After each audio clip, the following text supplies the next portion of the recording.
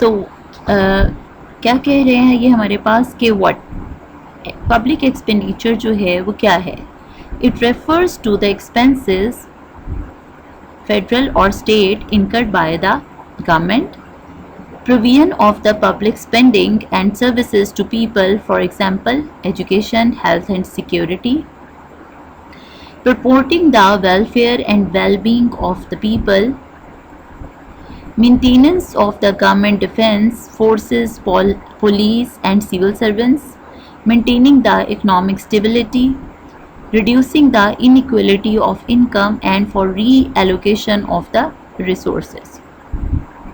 Public expenditures आपके पास वो तमाम एक्सपेंसेस जो कि फेडरल और स्टेट गवर्नमेंट करती है, वो तमाम पब्लिक स्पेंडिंग्स एंड सर्विसेज जो यूज़ होती हैं journal education, health and security के लिए, जो प्रमोट करती हैं वेलफेयर और वेलबींग ऑफ द पीपल और मेंटेन करती हैं तमाम services that is provided by the government in the form of defence force, police and civil servants et extra, and it allocate the resources in the manner that it equitable the income also. Reason for the growth of public expenditure in Malaysia. ये Malaysia की example है कि क्या reasons हैं कि public expenditures जो हैं वो क्यों ग्रो कर रहे हैं. Expansion in the activities of the government.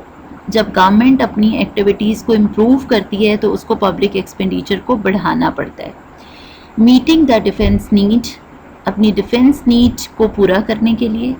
Urbanisation के लिए कि जब आपके जो हैं वो सिविलाइज सोसाइटीज़ डेवलप होती हैं, उन सोसाइटीज़ को डेवलप करने के लिए, उनकी इंफ्रास्ट्रक्चर के लिए आपको जो है वो अपने पब्लिक एक्सपेंडिचर्स को एक्सपेंड करना पड़ता है. इंडस्ट्रियल डेवलपमेंट के लिए कोई इंडस्ट्रीज़ बिल्ट हो रही हैं, आपकी जो है वो लोकल प्रोडक्ट, आपकी डोमेस्टिक जो है मार्केट है वो फ्लरिश कर रही है. Growth of the social security and social assistance scheme. Social security और सोशल वेलफेयर के लिए जितनी भी स्कीम्स हैं उनमें जब ग्रोथ आती है तो तब आपके पब्लिक एक्सपेंसेस बढ़ते हैं. Rising trend of prices, journal rise in price और इन्फ्लेशन के इंक्रीज़ होने की वजह से भी पब्लिक एक्सपेंडिचर इंक्रीज़ होते हैं. Maintaining the economic stability through fiscal policy. जब फिस्कल पॉलिसी के थ्रू गवर्नमेंट जो है वो कंट्रोल कर रही होती है इकोनॉमिक स्टेबिलिटी को, तो वो पब्लिक एक्सपेंसेस को इंक्रीज़ करती है ताकि जो है वो इकोनॉमी जो है वो डेवलपमेंट की तरफ जाए. रूरल डेवलपमेंट, जब आप अपने रूरल यानी अपने देहातों में, अपने कस्बों में को इम्प्रूव करते हैं, उनका इंफ्रास्ट्रक्चर, एजुकेशन, उनकी सराउंडिंग, उनकी सैनिटेशन के ऊपर काम कर रहे होते हैं.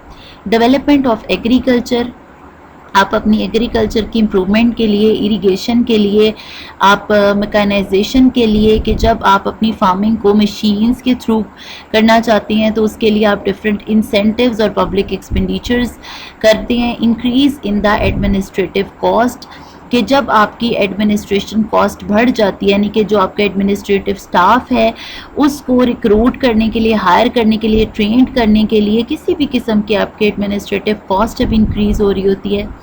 इकोनॉमिक डेवलपमेंट, अब ऑटोमेटिकली ये तमाम जब एक्सपेंसेस आपके होंगे जब आप इकोनॉमिकली इम्प्रूव कर रहे होते हैं. और टूरिज़म डेवलपमेंट के लिए जब आप इस तरह के काम कर रहे हैं कि आपका जो है आपके मुल्क में टूरिज़म का रेट बढ़े, तो इन तमाम केसेस में मलेशिया में पब्लिक एक्सपेंडिचर्स को बढ़ाया जाता है. So introduction of the new technology. New technology जब एडवेंट होती है उसको इंट्रोड्यूस कराने के लिए, बिकॉज टेक्नोलॉजी को सिर्फ इंट्रोड्यूस नहीं कराना होता बल्कि उस टेक्नोलॉजी को प्रॉपरली यूज़ करने के लिए ट्रेनिंग की भी ज़रूरत होती है. Implementation of the 5 year plan, जब आपने अपने 5 साला मंसूबे बनाए होते हैं उनको इम्प्लीमेंट करने के लिए अगेन आपको एक्सपेंसेस की ज़रूरत होती है. Implementation of the mega Prestige projects, जब आप बड़े प्रोजेक्ट्स की इम्प्लीमेंटेशन के लिए आपको प्रॉपर कॉस्टिंग और एक्सपेंसेस की ज़रूरत एक्सपेंसेस बढ़ते हैं. इंक्रीजिंग पॉपुलेशन, इंक्रीज पॉपुलेशन होने की वजह से नेसेसिटी ऑफ लाइफ इंक्रीज होता है. और उन नेसेसिटीज़ को प्रोवाइड करने के लिए एक्सपेंसेस बढ़ते हैं। पॉलिटिकल एक्टिविटीज़ के लिए, पॉलिटिकल जो आपकी कंपेन्स आपकी जो चल रही होती हैं उस वो एक्सपेंसेस, इंटरनेशनल रिलेशनशिप्स को इम्प्रूव करने के लिए, ग्लोबलाइजेशन के जो अब आप कंपटीशन, ग्लोबलाइजेशन की वजह से कंपटीशन बढ़ता है, डिफरेंट इंसेंटिव प्रोवाइड करना पड़ते हैं, एक्सपेंसेस इंक्रीज़ होते हैं। किसी भी किस्म की मिसमैनेजमेंट और माल एडमिनिस्ट्रेशन, उनकी रेक्टिफिकेशन, उनकी मॉनिटरिंग, कंट्रोल, उनकी ऑडिटिंग के लिए एक्सपेंसेस को बढ़ाना पड़ता है।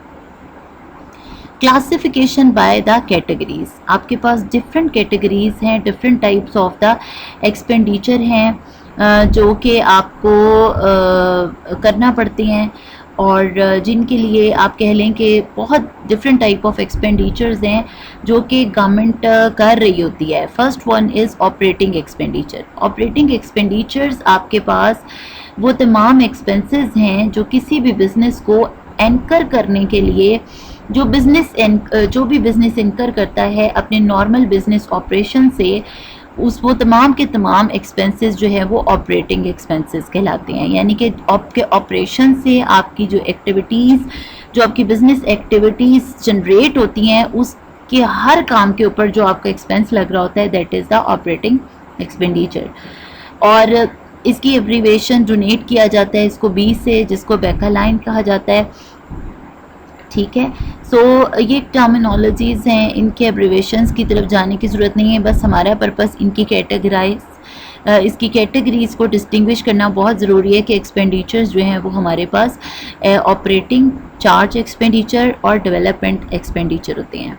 ठीक है, तो आपके पास क्या है कि जो चार्ज एक्सपेंडिचर क्या है। अच्छा, ऑपरेशन एक्सपेंडिचर तो समझ आ गई, जैसे कि आपका ऑपरेटिंग एक्सपेंसेस जिसमें रेंट, इक्विपमेंट, इन्वेंट्री कॉस्ट आ जाती है, मार्केटिंग, पेरोल, इंश्योरेंस, इस तरह के तमाम आपके जो ऑपरेटिंग कॉस्ट ऑपरेशन है उनकी एक्सपेंसेस करना, जो आपके सप्लाई साइड को इम्प्रूव करते हैं। यानी कि जब आपने चीज़ों को सप्लाई करना है, उसको सप्लाई साइड मीन्स के प्रोडक्शन आप कर रहे हैं, मैन्युफैक्चरिंग कर रहे हैं, तो उसकी हर एक्टिविटी, हर ऑपरेशन के ऊपर आपको एक्सपेंस करना पड़ेगा। चार्ज एक्सपेंडिचर क्या है? ये जो चार्ज एक्सपेंडिचर है ना, ये मेनली रेफर्ड किए गए हैं, ये जो कॉन्सेप्ट आया था ये ज़्यादा इंडिया से आया था, डेवलपिंग कंट्री से आया था, कि गवर्नमेंट जो है वो can not spend from the consolidated fund unless expenditure is voted in the lowest house of parliament। कि आपके पास कुछ ऐसे consolidated fund हैं, आप उनको तब तक एक्सपेंडिचर्स में नहीं डालते जब तक आपके पास पार्लियामेंट्री हाउस और जो स्टेट असेंबली है उसके लिए वोट नहीं करती। मतलब कि जो विलिंगनेस और जो कॉन्सेंट है वो आपकी रेफर्ड होती है ऐसे एक्सपेंडिचर्स की with the help of the parliamentary members. ठीक है, तो इसमें फॉर एग्जांपल जिसमें आपके पास लाइक अगर हम बात करें, अब अगर हम बात करते हैं कि